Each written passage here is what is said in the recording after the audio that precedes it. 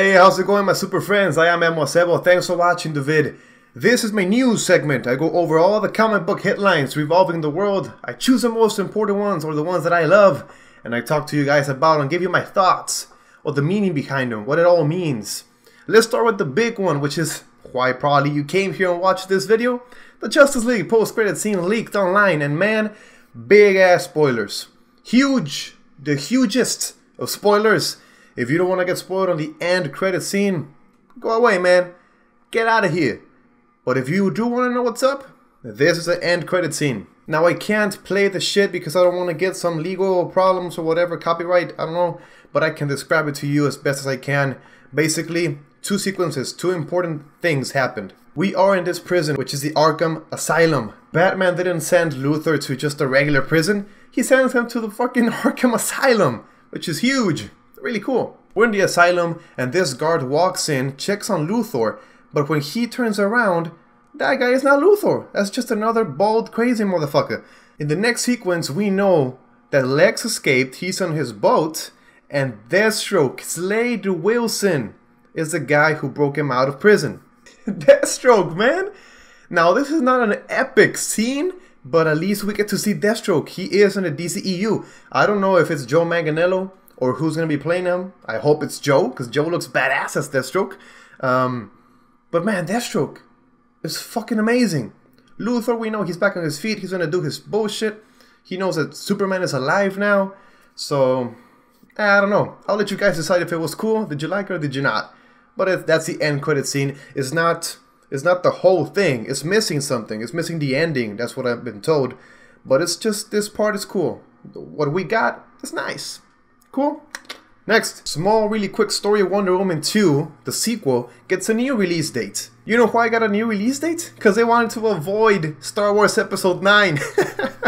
Warner Brothers has moved the Wonder Woman 2 up a month to November 1st, 2019 from the previous date of December 13, 2019. We also know that Star Wars Episode 9 was going to come out on December 20, 2019, but initially had a May 2019 release, so they did move it also. They pushed the release date back following the J.J. Abrams replacing Colin Trevorrow stuff. We also know that movies that are being released in November 2019 are James Bond 25 and an untitled Fox Studios Marvel film on November 22nd and Frozen 2 on November 27th.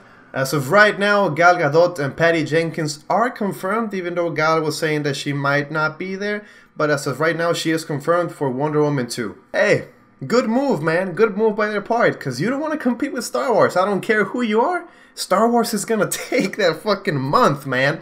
And it's a great move. I like that Gal has a stance on all this sexual stuff, this sexual allegations on some producer or whatever. I'm glad, but I'm also really glad that she is going to be back. If everything is working, she will be back. So I'm glad. Cool stuff. Next, Sony is developing a spin-off about Morbius the Living Vampire. THR, the Hollywood Reporter, reports that Power Rangers, the movie writers Burke Sharpless and Matt Sasama, are handling the script, which has already been submitted to Sony after a secret development process. And man, those guys have films like Dracula Untold, The Last Witch Hunter, and Gods of Egypt. So I don't know if many people are going to be thrilled about this. Now, if you're not familiar with Morbius, the living vampire, I got to meet him, or the first time I saw him was in the animated Spider-Man series, where he was this weird mofo.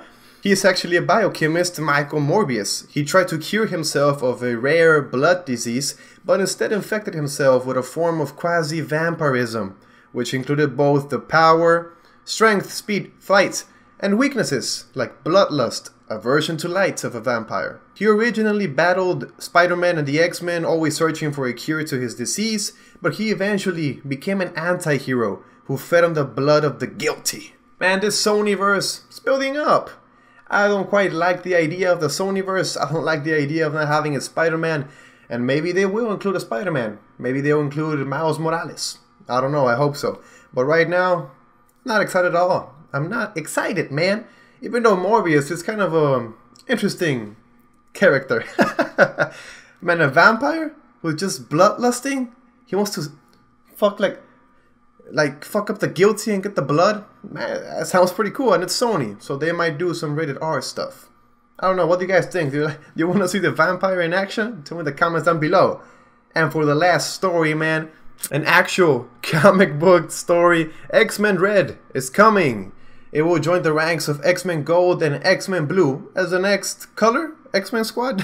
The important thing is that this team is going to be led by Jean Grey, who is returning from the dead in the pages of Phoenix Resurrection. And it looks like this team is gonna do okay, man. We got some X-Men Gold members. We got the Wolverine, Laura Kinney. We got her clone, Gabby. Namor. Fucking Namor is here. It's gonna be badass. We got a Wakandan mutant, Gentle. And a brand new character, Trinity. Oh, and Nightcrawler. Sorry, Nightcrawler. Tom Taylor is the writer for X-Men Red, and Mahmoud Asrar is the artist. We got covers by Travis Karist.